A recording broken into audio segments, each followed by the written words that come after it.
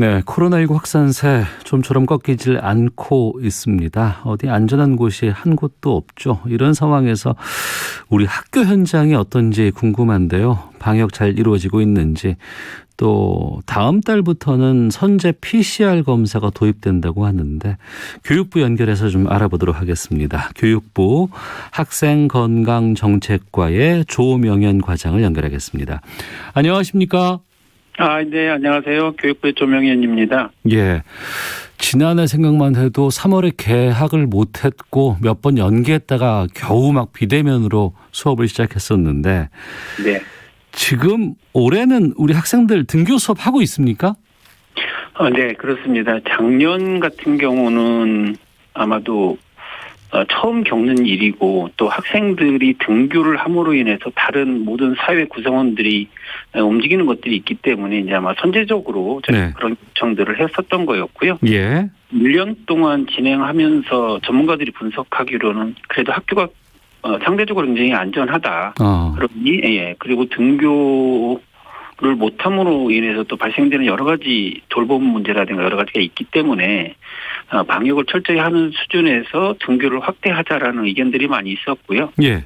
지금 저희가 소규모 학교와 초등학교 1, 2학년은 지금 매일 등교를 하고 있고요. 네. 3학년, 6학년의 경우만 밀집도 조정에 따라서 3분의 2 정도가 지금 등교를 하고 있습니다. 예. 대학은 지금 어떤 상황이에요? 대학 같은 경우는 아무래도 이 원격 수업이 가능하기 때문에 대체적으로 학부생 위주로 본다면 비대면 수업이 절대적으로 많이 있긴 합니다. 그런데 이제 시험이나 실험 같은 경우는 병행하면서 네. 병행과 비대면을 병행하면서 이루어지고 있습니다. 예. 방역 수칙 잘 지키고 또 미리미리 검사를 한다고 하더라도 솔직히 이게 안전하지 않고 항상 뚫릴 수밖에 없는 게 이제 코로나19 상황인데 지금 개학하고 나서 학교에서 아니면은 학생이나 교직원이 확진 판정을 받은 경우가 얼마나 됩니까? 전체 우리 국민들이 발생하는 비율로 볼 때 학령기의 비율은 그렇게 높지는 않습니다만 어쨌든 전체적인 확진자가 많다 보니까 네. 개학 이후에 초중고 학생은 한 2,400명을 좀 넘어서 오고 있고요. 선생님들이나 교직원들은 한 300명 정도 되는 수준입니다. 그러니까 올해 개학 이후에요. 그렇습니다. 네. 예. 요즘 중간고사 기간이잖아요.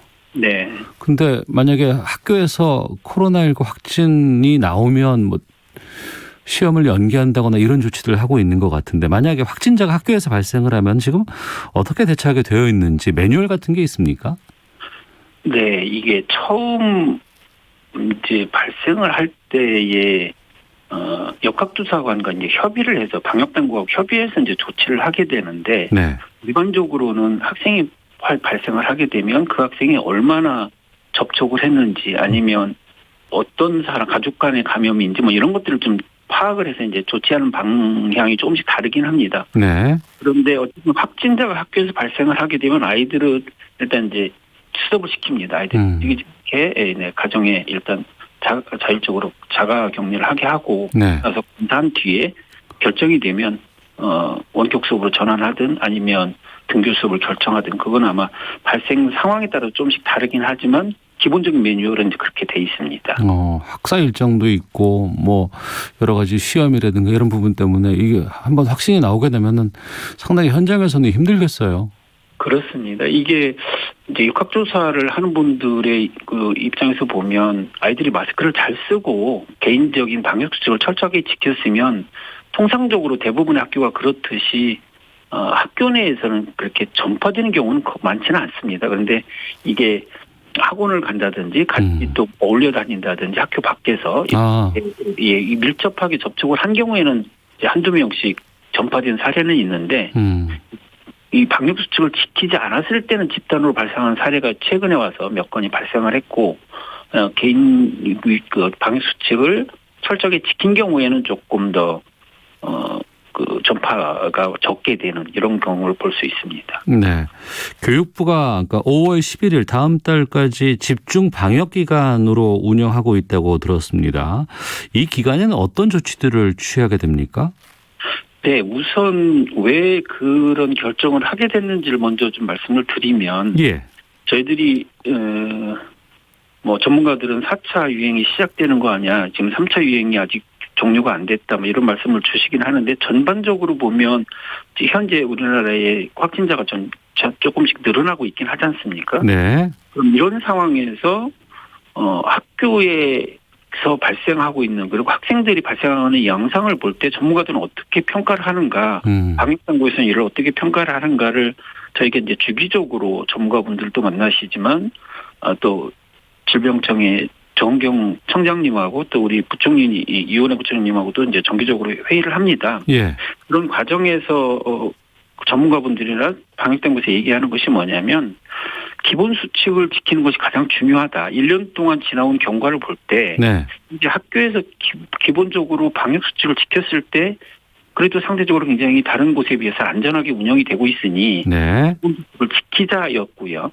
그래서 저희가 4월 다음 달 11일까지 4월 21일부터 그러면 우리가 3주간 집중적으로 이 특별 방역 주간으로 정해서 우리가 다시 한번 기본에 충실해 보자라고 하는 거였고요. 네. 그게 이제 5가지의 우리가 기본 원칙을 지키자여서 뭐 다 알고 계신 것처럼 마스크를 철저하게 쓰고 손을 씻자. 네. 개인 간의 거리두기는 충분하게 유지하자. 그리고 뭐 증상이 있거나 내가 어떤 위험 지역, 확산된 지역을 다녀왔거나 이런 경우에는 스스로 검사를 먼저 받자. 네. 그리고 밀폐됐거나 밀집된 이런 장소는 이용을 자제하자. 뭐 PC방이라든지 이런 곳에 가는 거에 대해서는 아이들이 스스로 자제할 수 있도록 하자. 5번째가 식사는 꼭 지정된 장소에서 하되 조용히 하자를 예.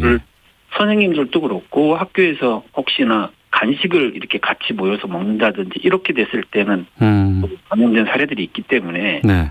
그런 것들은 좀 자제를 하고 식사는 이제 식당에서만 개인 간 거리두기 하면서 조용히 식사를 하고 마스크를 식사하는 외의 시간을 쓰자. 이런 것들로 이제 5개를 만들어서 저희들이 홍보를 하고 같이 지켜나가자고 하고 있는 겁니다. 예.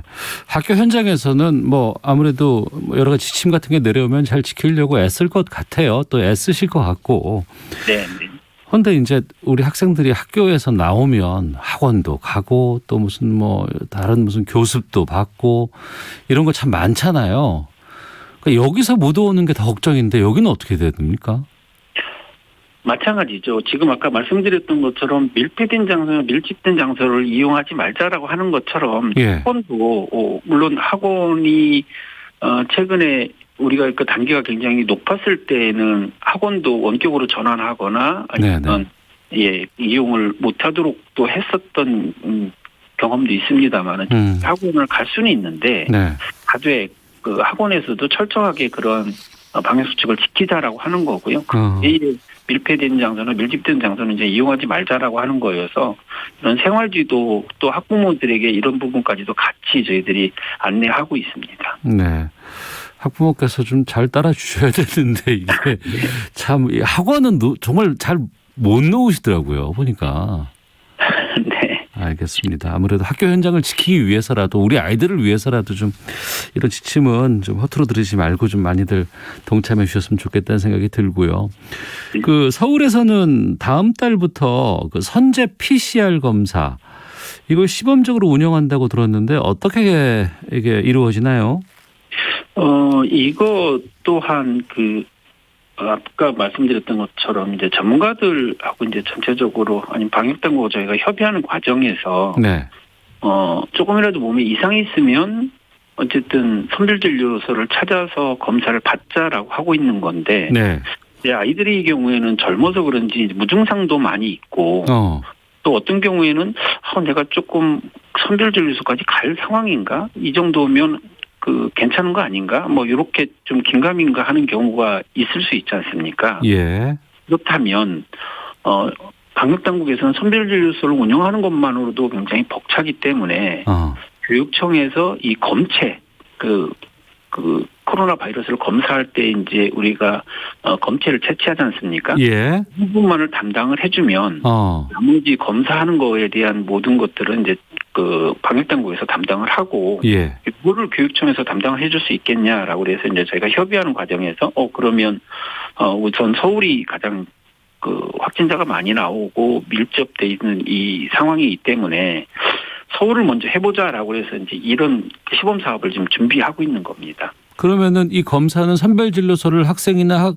교직원께서 가서 받는 게 아니고 학교 현장으로 이 검사하시는 분이 와서 검체를 채취해 가는 건가요? 그렇긴 한데 여기서 이제 조건이 뭐냐면 증상 있는 사람을 검사하는 게 아니고 예. 증상 있는 사람은 여전히 똑같이 그 선별진료소를 가서 검사를 하는 겁니다. 그러니까 등교하기 전에 내가 몸이 좀 이상하다, 출근하기 전에 몸이 좀 이상하다고 한다면 네. 반드시 선별진료소를 가서 검사를 하도록 하는 거고요. 네. 또 학교에 와서도 증상이 발생했다라고 하면 선별진료소를 가는 겁니다. 그러니까 그 사람들은 당연히 선별진료소를 가는 것이고 네. 그 외에 이제 내가 어디 유행 지역을 다녀왔거나 혹시 내가 한번 검사를 받아보고 싶다고 한다면 이 선별 검사하는 팀들이 학교를 순회할 때 네. 나는 한번 검사를 받아보고 싶다라고 하는 희망자들이 이제 검사를 받거나 이렇게 하는 것이죠. 아, 강제적인 건 또 아니고요. 그렇습니다. 네. 그렇군요. 지금 그 일부 뭐 집단 이를테면 서울대 같은 곳에서 이걸 한번 했다고 들었습니다. 이게 좀 효과가 있는 것으로 좀 나타나고 있습니까? 서울대도 이번 주에 그제 이제 처음 시작을 한 거거든요. 아, 예. 서울대는 방식은 조금 다르긴 합니다. 이게 서울대에서 검사한 거는 지금 저희가 서울시 교육청에서 시범적으로 하는 거는 선별진료소 하는 검사 방식 똑같이 하는 거고요. 네. 네, 서울대에서는 그거보다 조금 더 신속하게 나올 수 있는 이 검체를 채취해서 이거를 이제 바이러스를 증폭시키는 과정인데 그거를 단축시켜서 한두 시간 이내에 검사 결과가 나올 수 있게끔 하는 방식인데 아무래도 이제 이거를 바이러스를 증폭시켰을 때의 민감도나 이런 부분이 훨씬 더 높다라고 하고 있고 이 부분도 긴급하게 시행하는 데는 이제 허용이 되고 있는 부분이기 때문에 서울대에서 우선적으로 시험적으로 해보는 건데 서울대에서 지금 현재 하는 거는 자연대에서 희망자들에 한해서 지금 우선 시범적으로 적용을 해보고 있습니다. 그래서 그 결과에 따라서 네. 확대하는 방식. 이거는 등교한 학생이 아니면 대체적으로는 여기는 이제 대학원생이나 연구원들을 중심으로 하고 있는데 등교하신 분이 내가 그냥 자율적으로 주기적으로 검사를 해서 여기도 마찬가지로 증상 있는 사람이 하는 게 아니라 무증상인 사람이 내가 한번 주기적으로 해보고 싶다라는 사람들이 해보는 거기 때문에 네네 방식은 시범 적용을 해본 결과를 가지고 이제 확대 여부를 좀 검토를 할 예정입니다. 그러면 서울에서도 일부 학교에서 시범적으로 한번 해보고 여러 가지 상황이라든가 성과 같은 것들이 있다고 판단되면 그 이후에 확대할 계획인가 봐요? 그렇습니다. 아무래도 이런 부분들은 한꺼번에 전국적으로 확대하기에는 이제 한계점이 있고요. 그리고 지금 현재 검사하는 방식들은 위험이 높은 사람을 위주로 검사를 하고 있지 않습니까? 현재는. 예.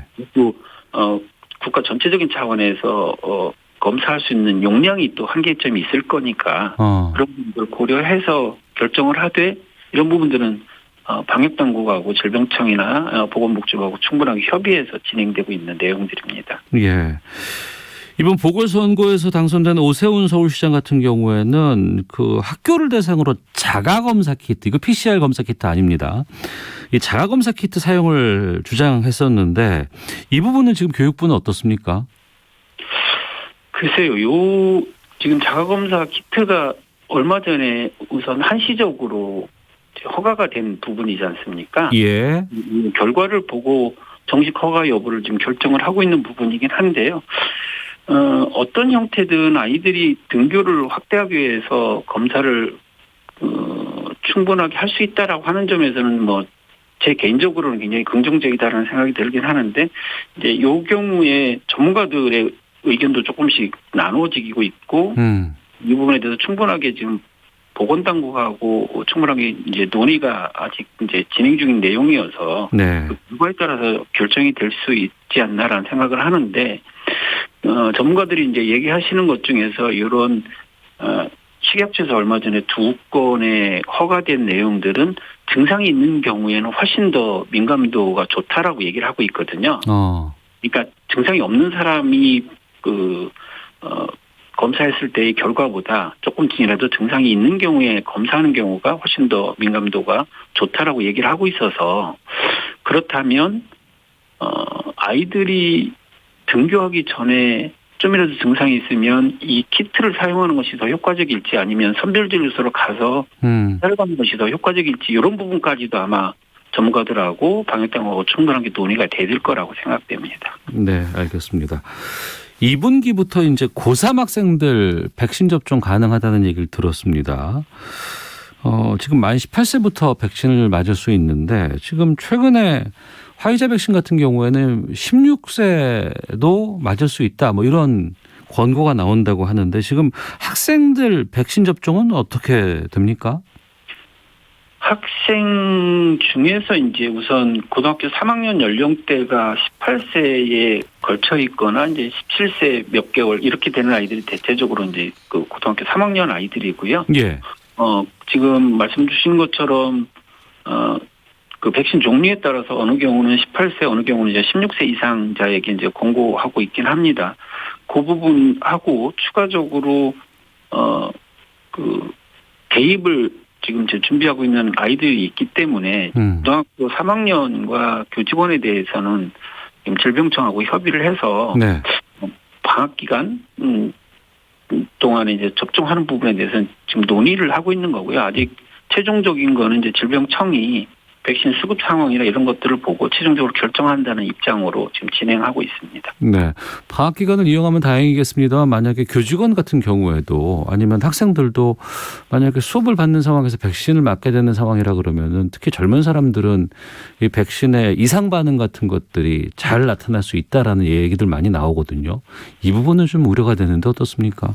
그래서 전체적으로 학사 일정이라든지 여러 가지를 고려했을 때 예. 기간에 이제 접종하는 것이 가장 적절하지 않겠나라는 것들로 의견이 지금 모아지고 있고요. 네. 또 같이 고민하고 있습니다.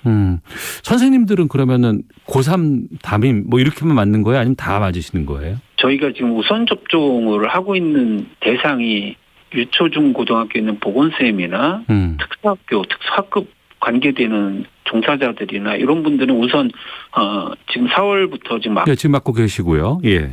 그다음에 이제 2분기 안에 그 유치원이나 초등학교 1, 2학년 그리고 돌봄 인력들에 대해서는 우선적으로 접종을 하려고 준비를 하고 있는 거고요. 예. 그리고 이제 나머지 고등학교 3학년을 포함해서 교직원들이나 그 외의 교직원들도 가능하면 방학 기간 중에 맞는 것이 이제 가장 그 학사 일정이나 여러 가지 측면에서 유리하기 때문에 네. 그런 부분을 같이 지금 보건당국과 같이 협의 중에 있는 내용입니다.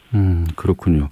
방학 기간이면 이제 3분기 이제 초반 때가 될 것 같은데. 그렇습니다. 네. 알겠습니다. 아유, 학교 현장에서 참 고생들이 많으신데요.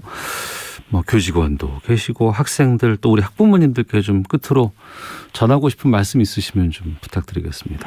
네. 학교의 방역을 담당하고 있는 사람의 한 사람으로서 물론 학부모님들도 우리 아이가 혹시나 코로나에 감염되지 않을까 혹시 또는 감염되는 경우에 다른 아이들로부터 또 따돌림을 받지 않을까 뭐 여러 가지 걱정들을 하고 계신데요. 저희들이 혹시나 확진돼서 아이가 좀 심리적으로 힘든 아이인 경우에는 저희가 심리지원까지도 저희가 준비를 하고 있습니다. 그래서 학부모님들 좀 교육부나 교육청에서 진행되고 있는 이런 방역 수칙을 우리 아이도 잘 지킬 수 있도록 좀 아이들 지도를 적극적으로 해주시면 좋겠고요. 특별히 아까 말씀드렸던 기본 방역 수칙 지키기 이 부분은 언제 어디서나 필요한 부분이기 때문에 우리 네. 부모님들도 그 부분을 꼭 좀 지켜주시면 우리 아이들이 좀 더 학교에 더 많은 아이들이 학교를 나와서 공부를 할 수 있지 않을까 싶습니다. 알겠습니다. 오늘 말씀 여기까지 듣도록 하겠습니다. 고맙습니다. 네, 감사합니다. 네, 교육부 조명연 학생건강정책과장과 함께했습니다.